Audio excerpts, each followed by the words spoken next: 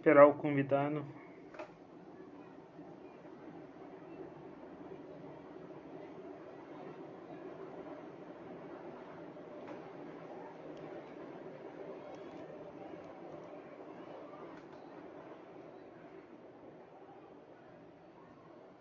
Só um minuto.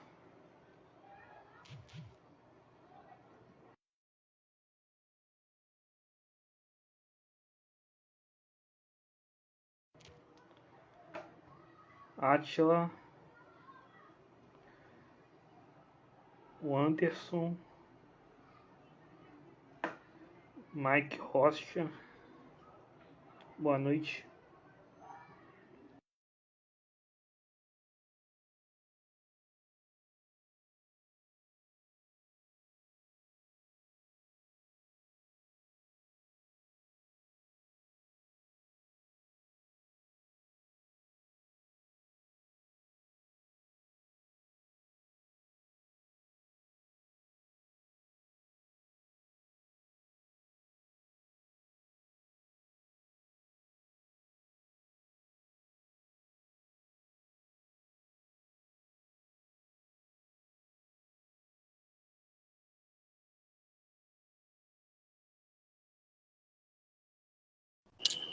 Eu ia falar sobre libertarianismo mesmo.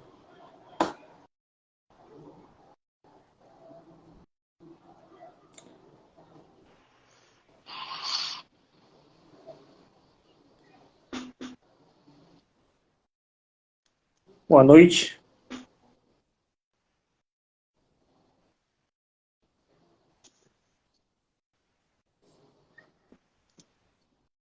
Agora sim, tava ao contrário a câmera. Boa noite. Beleza? Tudo bem, cara? Tranquilo. Então, o Fraternidade Só esperar o... Aforista vai entrar? Acho que vai. Esperar um pouquinho.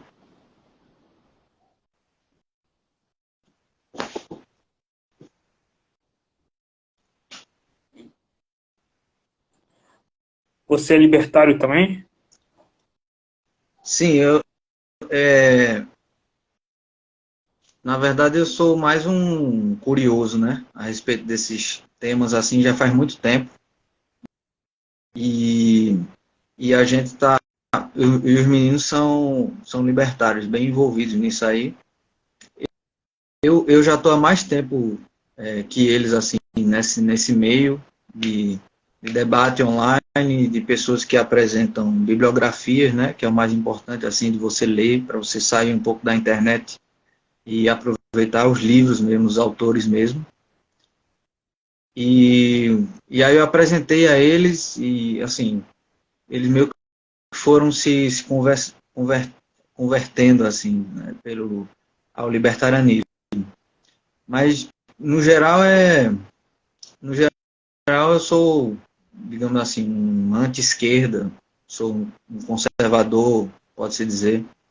Eu não gosto muito dessas designações assim, né? Porque elas são sempre, nunca pegam o seu pensamento de forma precisa, mas é basicamente isso, assim. Perfeito. Aí o Fraternidade está entrando. Oi, beleza? E aí, Vini, E boy? aí, entrei aqui. Boa noite. Boa noite. Então, eu chamei o Fraternidade aqui para uma live para falar de libertarianismo e eu queria começar perguntando como você conheceu o libertarianismo, né? Depois o reacionário pode responder também. Acho que pode começar por Joshua, porque dentro do nosso grupo ele foi o primeiro, né, libertário, assim.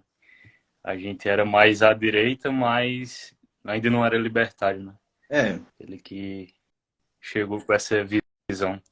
então, eu conheci, assim, o libertarianismo, mas hoje eu estou mais aberto, assim, num cara que está estudando e não me envolvo muito, né, em movimentos, assim, mais setorizados, mas, mas eu peguei a frase do Olavo, né? Eu preciso estudar alguns anos aí para poder começar a falar alguma coisa.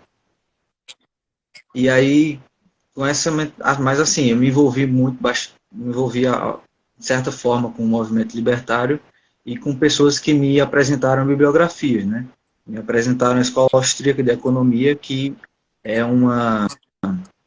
todos ali dos pensadores têm uma postura intelectual muito interessante, apareceram como muito interessante para mim, porque eles eram críticos a algo que eu, como era um socialista antes, mais na minha adolescência ali, e oferecer uma visão que, assim, ia contra algo que para mim era sacral, que era o marxismo, e ia de uma forma muito violenta, né, até.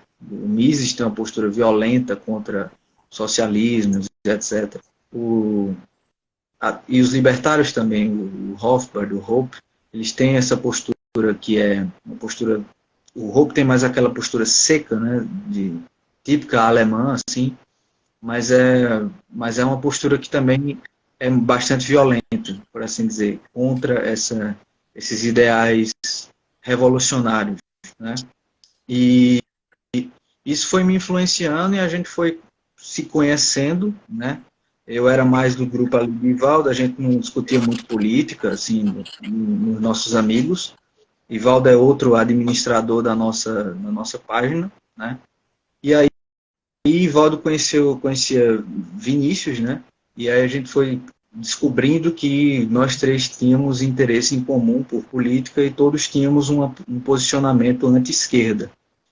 Nesse sentido, a gente foi afinando mais nossas teorias e o movimento, principalmente eu acho hoje, analisando a minha postura de ida para o libertarianismo, é que eu vi uma sofisticação maior nos pensadores libertários em contraposição aos conservadores que eu tive acesso em língua portuguesa. No tempo que eu era mais ou menos um monoglota, assim. Então eu tinha essa dificuldade com os autores conservadores e acabei caindo no libertarianismo porque os libertários eram mais sofisticados e eram mais carismáticos também. As pessoas que apresentavam o libertarianismo tinham essa característica de ser mais carismáticos. Claro, exceções, né? Que eu falei que tem os autores conservadores que são menos sofisticados. Algumas exceções.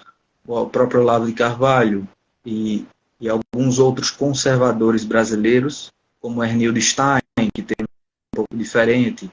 Mas, enfim.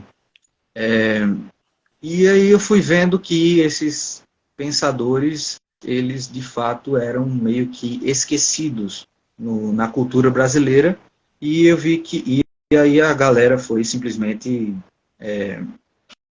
se afastando, né?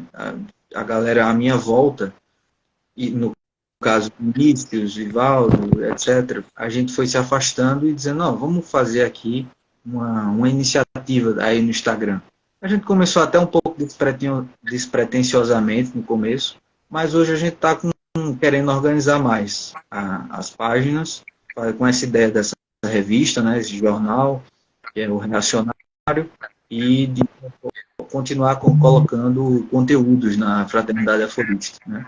Então foi assim, mais ou menos, que eu, nesse meio da internet, conheci o libertarianismo. Em alguns segmentos libertários eu perdi muito tempo, porque era um tipo de coisa assim, que não me ensinava nada, era só zoeira e gente sendo mal educada com outras pessoas, assim, jovem querendo aparecer, dar uma de inteligente e tal.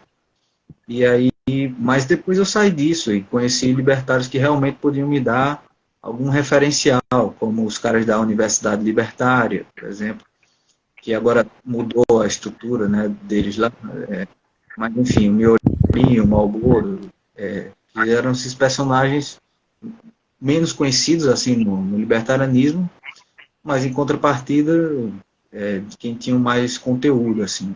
E aí eu fui apresentando isso para as pessoas que se interessavam por isso, por esse pensamento anti-esquerda no geral, para eles fazerem. E o libertarianismo até hoje, para mim, é uma coisa muito profunda, no sentido de ajudar justamente a criticar a anti-esquerda, né? A criticar a esquerda, aliás, a ter um pensamento forte e ter uma base forte para você escapar dessas armadilhas e desses discursos identitários, desses discursos materialistas, né, que subvertem várias lutas, inclusive, que são lutas válidas, mas a esquerda subverte, corrompe e usa esses símbolos sociais, por assim dizer, para se alastrar na sociedade. E eu fui me revoltando com isso também. A raiva meio que me moveu nesse sentido, por assim dizer, né? E fui estudando um pouco mais e foi assim, basicamente foi assim que eu me conheci o libertarianismo e conheci várias outras coisas, na verdade, ao mesmo tempo. Estudei várias coisas. Eu também era meio neocon, né? E aí eu fui para o libertarianismo, né? Lendo o Rothbard, né? O Seis Lições de Mises, depois o Bashar, né? Com a lei. E realmente é mais sofisticado filosoficamente, né? Dá uma base filosófica pro próprio conservadorismo e reacionarismo, né? Sim. Agora eu queria perguntar para o Fraternidade como ele começou, né? Eu também falo. Pô, na escola, todo mundo enfrenta um professor de esquerda.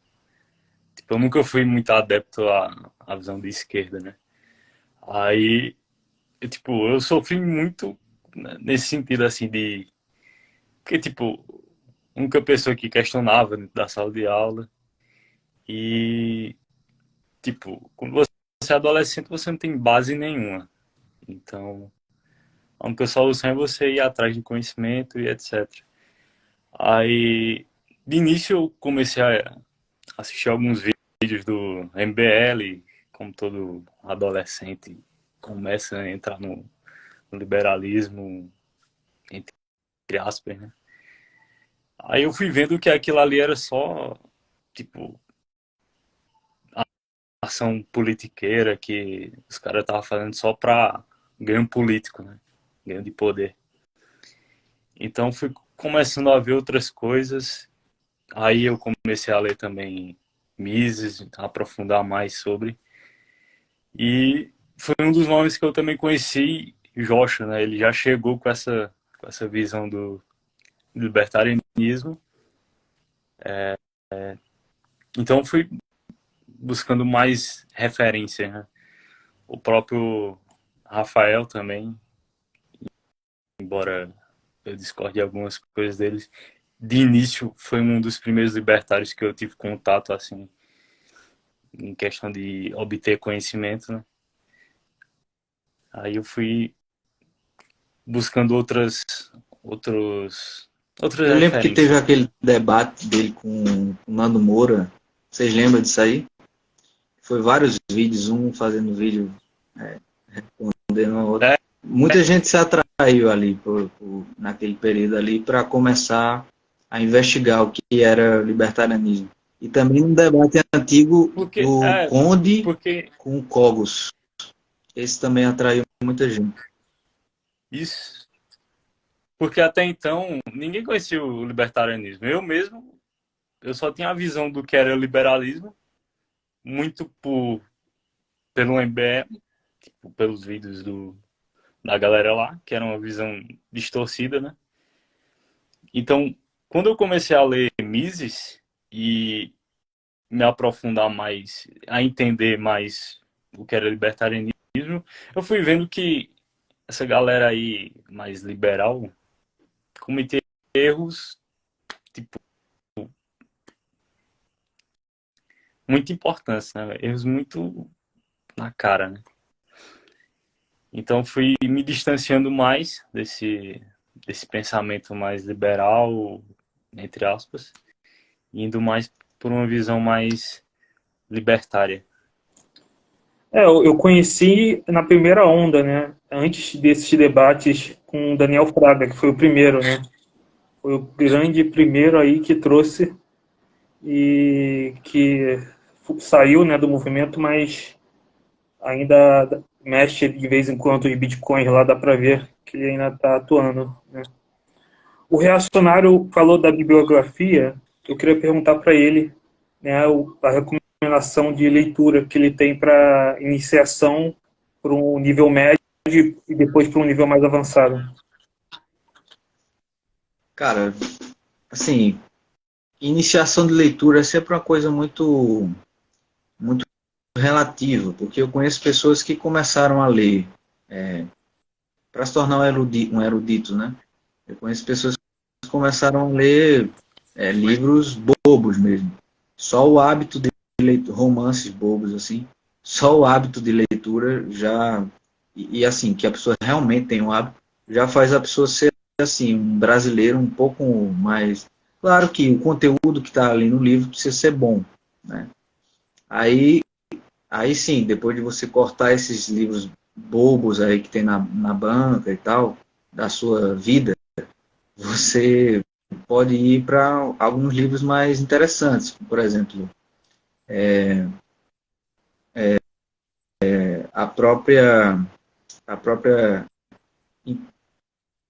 os próprios diálogos de Platão, para você fazer, por exemplo, acompanhamentos dos diálogos de Platão, porque os diálogos de Platão não é tão simples para quem está começando, né? Mas você pode fazer acompanhamentos do diálogo de Platão com aulas. Tem longas aulas de professores que entendem pelo menos minimamente Platão no YouTube, né? E gratuitamente, assim. Então você pode ir lendo os diálogos e ir acompanhando essas aulas, aulas das partes dos diálogos de Platão, e você começar mesmo filosofia pelo começo, assim. É claro que você pode ler outras coisas, não estou dizendo que você não pode ler uma introdução a Kant, por exemplo, mas você pode ler, claro, começar pelos modernos, tá? É perigoso, mas você pode fazer isso. Só que acho que um livro bom para um nível mais avançado, né? Porque geralmente a galera ANCAP agora, ela está meio que, eu acho que ela eu sinto que ela está meio que indo mais para um cristianismo, né? E eu acho que antes não era assim, né? Era muito agnóstico e também muito ateu, né? Antes do movimento ANCAP. Agora estão indo mais para o cristianismo, até pessoas que não eram que eram ateus e agnósticos famosos estão indo que eram libertários, estão indo mais para essa linha do cristianismo, e alguns até para a linha do teísmo, embora que não vão diretamente para o cristianismo. Não sei se vocês têm a mesma percepção, mas eu sinto isso, né? E eu acho Eu também sinto. que, assim, veja, eu acho que essas pessoas têm bibliografia tomista, mesmo que básica. Eu acho que essas pessoas têm bibliografia libertária e austríaca, né, da Escola Austríaca de Economia, e nesse sentido, para fazer porque assim, você não vai ver muitos teístas e cristãos não vão ver, claro, Tomás de Aquino responder a vários dos autores modernos, né? Porque Tomás de Aquino é um cara do século XIII, então às vezes o cara fica meio perdido, mas existem livros de filosofia, como esse livro aqui, de Stein, Ser Finito, Ser Eterno. Edith Stein é uma fenomenóloga realista, né? É uma cristã, é considerada santa pela Igreja Católica. Ela foi queimada em Auschwitz e também é uma grande filósofa, né? Que uniu, digamos assim, as reflexões platônicas. Ela tem influência das reflexões neoplatônicas, das reflexões tomistas, das reflexões, digamos assim, reflexões fenomenológicas realistas e E aí ela dá, claro, armas para você, porque ela já dialoga com esses autores da modernidade, com esses autores existencialistas, né? Para além de que há muito, eu vejo muita gente vociferando contra Nietzsche, contra Heidegger, tal, na internet, tal, muitos sites católicos, tal, mas não dando de fato um conteúdo mais abrangente para as pessoas, tal. E você começando devagarinho pela fenomenologia de Edmund Husserl, começa a estudar o Edmund Husserl, uma introdução à psicologia de um filósofo chamado Dan Zahavi, né, que ele já dá uma base, assim, porque há uma linha dos fenomenólogos, eu digo isso na tradição mais da fenomenologia, né? Há uma linha dos fenomenólogos que é uma linha de, digamos assim, de que eles fazem uma perspectiva, uma cosmovisão sacral, teísta e etc. E uma linha há uma linha também dos analíticos, já em outra perspectiva, que é o tomismo analítico, né? Então, eu recomendo do Edward Feser, por exemplo, que é um filósofo católico, e eu recomendaria isso aí para dar essa base metafísica, filosófica um pouco mais sólida. No quesito economia, ciência política, eu recomendo o livro do Adriano Guianturco, um cientista político brasileiro, chamado A Ciência da Política, né, para você começar a estudar política propriamente. Eu recomendo a Escola Austríaca de Economia, a Anatomia do Estado, de Murray Rothbard, né. Recomendo que você faça essas duas leituras, a ciência da política e a anatomia do Estado, do Rothbard, e recomendo também que você leia o livro do Mises, Teoria e História, né, quando você já tiver essa leitura um pouco mais avançada. Enfim, acho que são essas as recomendações, mais do que recomendações de livros, são recomendações de linhas gerais que você pode seguir, né? Pode ter opiniões. Claro que, por exemplo, os fenomenólogos e os analíticos, eles têm divergências, mas assim, foram dois segmentos que eu citei, né? Mas você pode, assim, você pode entrar de cabeça nessas divergências e ir a fundo aí, né? E claro, uma recomendação importante é que vocês estudem os materialistas históricos dialéticos, né, os marxistas. Por quê? Porque é importante estudá-los. Né? É importante estudá-los, ver o erro. Você vai ver que há um grande edifício, aparentemente muito rebuscado, muito sofisticado, mas quando você entende e faz um comparativo entre vários pressupostos que pegaram para justificar a sua teoria, que são muito fracos filosoficamente, você vê que é um monte de nada, entende? Então, você precisa disso aí. Eu acho importante começar pela economia, né? E, por exemplo, ver o erro do cálculo econômico do Mises, né? Entender o erro do socialismo, né? Para tirar primeiro a pessoa do socialismo e ler o Bombavec para entender a teoria marginalista, né? Para entender por que a teoria é subjetiva, e aí depois ir para a questão filosófica moral, né? Mas eu vou passar para a fraternidade também falar.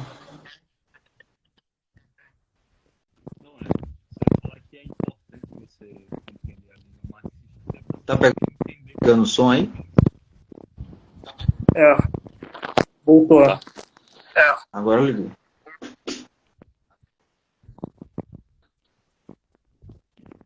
Então, só para... É importante você ter esse estudo mais aprofundado do marxismo, até para entender. Tenta mexer no microfone que tá dando... Tá cortando um pouco. Está tapando o som. Tá. Melhorou. Agora, tá bom? Pronto. Então, só ia falar que é importante você ter esse estudo mais aprofundado sobre o que é o marxismo e todo a estrutura da esquerda, né? Para você entender como eles pensam, né? Qual a percepção deles. E senão você ficar atacando algo que você não entende, que você não sabe o que é. Então, acho que é uma leitura muito importante. Também indicaria você pegar os... Tem um livro do Biratã sobre os austríacos antigos, né? Que ele fala um pouco também dos austríacos que não eram chamados Acho que o austríacos, nome né, é na dos época, mas... proto-austríacos a Menger, né? Isso, exatamente. Que você pega ali Juan de Mariana e etc. É um bom livro também que eu indicaria. Essa questão mais histórica, né? Da escola austríaca. Exatamente. Acho que é importante o próprio... Eu comecei lendo o Manifesto Comunista, né? E lendo outras questões do Marx, porque você tem que entender o que os seus inimigos estão falando para poder refutar, né? Entender os ateus, os materialistas, né? Eu concordo com o reacionário que agora os ANCAP estão indo mais para uma linha cristã, né? O primeiro ANCAP foi o Daniel Fraga, que era bem ateu, e ele era aquele ateu militante anti-religião, né? Ele era bem agressivo com a religião. Agora, a tendência mais, até a influência do Paulo Cogos e outros, a tendência mais católica, principalmente, né? Então, aí vem a influência tomista, da patrística, enfim. Sim. Escolástica, né? Tiveram algumas influências, assim, e o Paulo Voss foi uma grande porta de entrada, né? Para esse pessoal, assim. Acho que foi o maior símbolo, assim, do cristão e libertário, mas é uma tendência que já existia, né? Não começou aqui no Brasil. O Hope, por exemplo, ele tem a PFS, né? A Property and Freedom Society, que ele chama diversos pensadores conservadores ali, que tem mais diversas tradições, que são de diversas tradições de pensamento conservador, né, para ali e pensam o libertarianismo e pensam tópicos que tocam o libertarianismo, né, e várias outras questões mais profundas. Mas vocês têm que ler, sim, principalmente o Marx, o Engels, né, o Lenin também, porque existe uma onda marxista-leninista no Brasil, então tem que ler os cadernos de Lenin, tem que ler as aspirações de Lenin sobre imperialismo e capitalismo. Claro que se você, é só ler, né? E você vai ver que, de fato, aliás, lendo os caras, porque existe a dialética, quer dizer, um pensador, ele não escreve um livro do nada. O Mises não escreveu Ação Humana do nada, né? O cara escreveu Ação Humana para responder, sei lá, não sei quantos anos de tradição de pensamento, de diversas perspectivas econômicas e filosóficas e epistemológicas, entende? E então você não sabe nem se você lê só a Ação Humana e a Introdução à Ação Humana e a Introdução à Escola Austríaca, ou então se você lê só a Escola Austríaca, você não vai entender com quem os próprios autores, os próprios austríacos, estão conversando, né? O que é que eles estão refutando? Eles estão refutando o socialismo. E aí você vê lá o argumento e tal, mas se você não vê o argumento socialista, você não vê por que aquele argumento socialista específico, tem vários, né? Mas você não vê por que aquele argumento socialista específico está errado, entende? Então você não vai ver os debates do Mises, por exemplo, com o Oscar Leng, né? Você não vai ver com quem aliás, o Hayek levou mais em consideração por uma questão do fim da vida do Mises, né? O cara teve que morrer, infelizmente, aí mas assim, vários pensadores levaram em consideração o Oscar Leng, né? Inclusive você vê nesses socialistas que estão surgindo, né, pela internet e tal, influenciando algumas pessoas, que eles têm um certo desespero, porque eles voltam ao Oscar Lange, uma vez que o Oscar Lange já foi meio que, no debate com os austríacos, foi meio que superado, e os austríacos foram novamente, como sempre, né, colocados debaixo do tapete, assim, porque não é uma economia, e esses são os insights do Hoppe, né, não é uma economia que tem como princípio a estabilização, o equilíbrio de uma economia estatal. Na verdade, muito pelo contrário, né? Então, por isso que não serve nesse sentido, né, aos grandes políticos e etc., no sentido macro, né? Só para seguir ela como um todo, né? Tanto que a política do Paulo Guedes, por exemplo, não seguiu a quase absolutamente nada, né? Exatamente.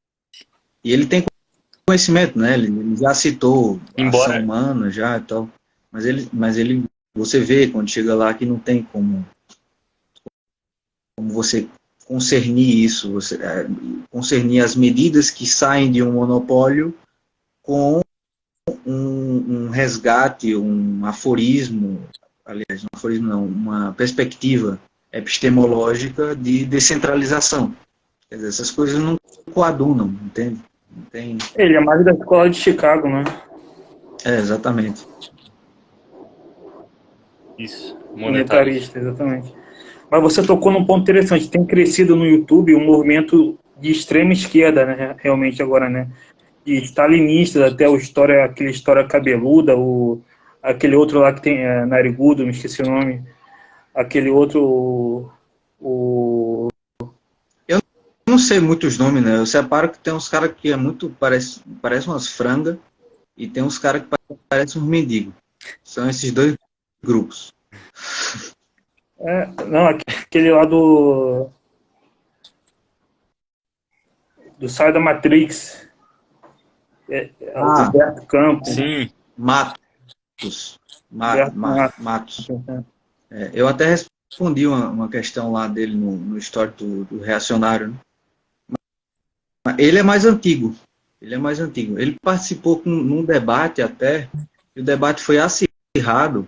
Você que é da primeira leva do libertarianismo vai lembrar que um tempo o libertarianismo se dividiu entre os utilitaristas e os naturalistas e os racionalistas. E os utilitaristas eram muito ruins, assim, cara. E tinha um cara que era, digamos assim, o principal dos utilitaristas. E eles acabaram, né? Pelo menos eu não sei de ninguém utilitarista. Mas também não vi, né? eu lembro de um debate desse cara com o Humberto Matos começando no YouTube. E o cara só tinha aqueles argumentos de decoreba, de escola austríaca, e mesmo assim ele se saiu bem no debate contra o Humberto. Um debate antigo, eu lembro. Lembrei agora que você falou. O Humberto está há mais tempo, né? Está desde esse tempo do debate dos utilitaristas com os naturalistas. Ele é antigo. Inclusive, ele é estranhamente marxista e keynesiano. Né? Estranhamente, ele defende uma ideologia econômica, um corpo de ideias econômicas, que é para manter um capitalismo de Estado e, ao mesmo tempo, um anticapitalismo. Ele deve ser algum gênio e eu não compreendo ele. Tem um outro canal que é assim, que é um canal que fala da China, né? O cara debateu com uma liberal lá. Eu acho... Sim. Eu acho que é o Elias... Elias Jabbour, isso. Enfim, tá vendo Ian Neves, tem vários novos aí que os caras são extrema esquerda, stalinistas até os trotskistas do PCO criticam eles, né? Que tem uma treta dos trotskistas com os leninistas mais stalinistas. E tá crescendo aí, né? Como refutar esses caras e mandar eles de volta para o buraco? Acho que voltando aos autores, né, cara? Tem muita gente fazendo isso, né? Esses caras simplesmente não leram nada de escola austríaca, então é fácil, né? Por exemplo, os caras da Universidade Libertária, eles estão até reagindo a alguns vídeos desses caras, assim, comentando. E você tem que você tem que conhecer a escola austríaca para você ver assim como é que esses caras são tão desonestos, principalmente quando eles vão fazer esse embate de ideias, né? Mas eu acho que eles são subsocialistas, na verdade, porque eles ficam falando de análise material, como reduzindo tudo à materialidade, né? Inclusive eu comentei isso ontem no histórico do reacionário, que inclusive a filósofa, que é a Edith Stein, ela fala justamente sobre esse ponto do ser, de um modo de ser, que é um modo de ser do espírito livre. O modo de ser do espírito livre é justamente um ser que não é determinado pelas circunstâncias históricas e materiais, né? E esse modo de ser é demonstrado quando você faz uma movimentação espiritual, intelectual, que é a movimentação de se perguntar se, claro que o nosso perceber está, a nossa percepção está completamente poluída, por assim dizer, né, com essas circunstâncias materiais e históricas. Mas nós também temos um segundo modo de ser, por assim dizer, que é o modo de ser que revela esse espírito livre das circunstâncias históricas materiais, que é o modo de ser que está por trás de toda e qualquer percepção histórico-material, que é aquele ser que percebe a si mesmo, percebendo as circunstâncias históricas materiais. Este ser está sempre por trás de todo conhecimento, né? E ele revela-se assim um espírito livre, né? Que independe, na verdade, que precede esses conhecimentos, essas determinações, por assim dizer, materiais, né? Então, nesse sentido, é muito fácil de você refutar esses caras assim, porque eles não têm uma sofisticação filosófica grande. É muito piada. Você vê, tem caras na internet que sobem muito, que chamam muita atenção, mas geralmente eles sabem como fazer isso. Eles reconhecem, no fundo, eles reconhecem a própria insignificância intelectual que eles têm, entende? Porque eles não vão procurar os caras com todos os defeitos que tem, mas eles não vão procurar os caras do Instituto Mises, os professores do Instituto Mises para debater um Fábio Barbieri da vida, sabe? Eles vão fazer, eles vão fazer live reagindo ao primo rico, tá ligado? Então, é assim que eles crescem, sobem, fazem a comunidade ali e tal. Então, do ponto de vista intelectual é fácil rebater. O problema é que, pelo que eu vi, o YouTube está promovendo os canais deles. Por exemplo, no último vídeo do História Pública, do Ian Neves, eu vi aqui que está com 19 mil visualizações, né? Aí você entra no canal do Miorim, não tem nem 500. Ou seja, então os caras, eles criticam o capitalismo, mas são financiados pelo YouTube, pelo capitalismo, ganham dinheiro pra caramba, né? Você vê, então não é só uma questão intelectual, né? Tem uma questão de que o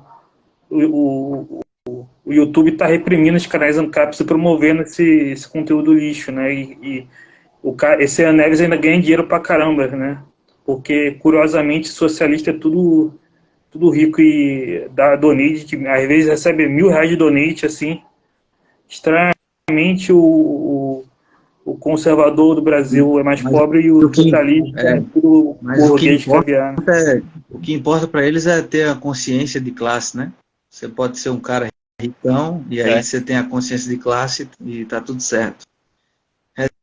O Ian Neves tem um vídeo dele que ele tá justificando um cara que fez um sub para ele e o cara tava para usar um termo católico, o pequeno jovem comunista estava com escrúpulos, porque a mãe dele era uma capitalista de primeira e tinha 26 imóveis. E aí o Ian Neves começou, porque o cara tinha dado um sub a ele, né? E começou a justificar isso aí. É resenha, os caras são resenha demais.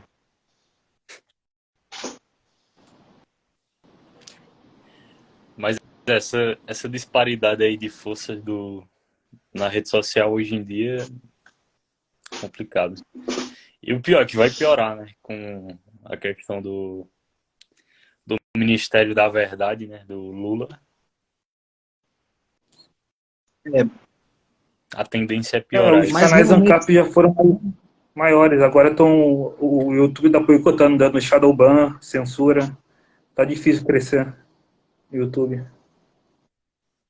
Mas realmente você tem como Porque fazer um imagina, discurso mais você esotérico, né, pega cara? Tem como fazer um discurso mais escondido, assim. Anti-esquerda. isso, porque, por exemplo, se você pega um discurso ANCAP hoje em dia, do jeito que está a situação nossa atual, pronto, o cara é preso na Porque não hora. tem. Esses caras não Antidemocrático. têm profundidade nenhuma, velho. Eles têm, não, tudo que é antidemocrático nós vamos proibir, nós vamos perseguir. Pô, você tem que queimar a literatura anarquista inteira, não é só ANCAP, tá ligado? Exatamente. Não tem fundamento nenhum. Os caras perderam o sentido Aí do que é hoje em debate. dia, Não tem mais, assim. Eu acho que é um pouco de maldade e um pouco de burrice, tudo misturado, assim. Porque esses meninos do STF, eles não porque têm base. Eles não têm base. Eles são burocratas, que nem os caras lá, aqueles ET lá do Guia do Mochileiro das Galáxias, aqueles gordão que fica decorando regra, decorando código e tal. é, tem, tem um ditado que fala, né, que a burrice e a maldade não é dissociado, né? É a mesma coisa, É, praticamente. Caminha junto. Você mencionou os anarquistas do próprio PCO defendendo a liberdade de expressão, né? E os próprios caras que reclamavam da ditadura agora estão censurando aí, prendendo e, né? Então o problema não é censura, é censura só quando é para eles, né? Enfim. Mas eu queria agradecer a vocês dois, o Aforista e o Reacionário, queria ouvir suas considerações finais. pode começar aí, viu? É o que você ia falar? Não, então, vou começar então. Primeiro eu queria agradecer a oportunidade, né, de estar fazendo essa live e deixar uma consideração para vocês que continuem estudando, não desanimem caso as coisas piorem. É no meio ao caos que você consegue voltar, né, a caminhar. Então, não desanime. Eu me tornei católico recentemente. Deixei de ser e voltei a ser recentemente. E quem pudesse apegar a Deus, de certa maneira, eu acho que esse é o momento mais importante. Você voltar a Deus e continuar estudando, né? Que é e espalhando as ideias da liberdade, né? Então esse é o principal, a nossa principal prioridade nesse momento, né? Espalhar cada vez mais as ideias de liberdade e anti-esquerda. Então é isso. Cara, o que eu diria é combatam essa idolatria revolucionária, né? Essa idolatria de relativização, de materialização dos símbolos que são os mais caros para a nossa sociedade, materialização grotesca desses símbolos, identitária, ideológica, e que vocês combatam essa idolatria revolucionária, principalmente no quesito intelectual, porque no quesito político, acho que as forças mais violentas, assim, de uma direita muito doida, foi levantada sem ter nenhum corpo intelectual, entende? E aí isso acontece. É o, é o que o Olavo fala, né? Cometer o maior erro. O poder intelectual está muito. As pessoas. Porque brasileiro já tem um anti-intelectualismo que é da nossa cultura, que até independe muito da esquerda. Né? Vem desde uma rejeição à educação jesuítica, vem desde de uma tecnocracia da pedagogia brasileira, uma tecnocracia da educação geral, né?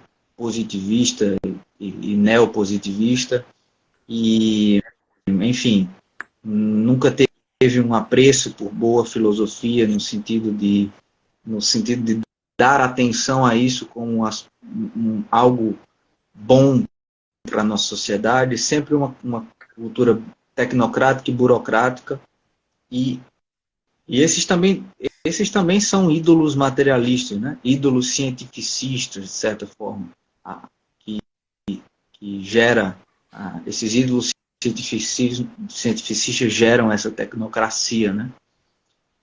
Então, combatam essas idolatrias revolucionárias, é isso que eu tenho a dizer, e estudem filosofia. Estudem filosofia. Beleza, então sigam aí o Fraternidade e o Reacionário. Queria agradecer novamente aos dois. Né? É isso, até a próxima. Estamos começando o nosso jornal. Sigam aí a gente aí. Ajudem a gente. Sigam lá. Isso. Valeu. Valeu. Valeu, valeu.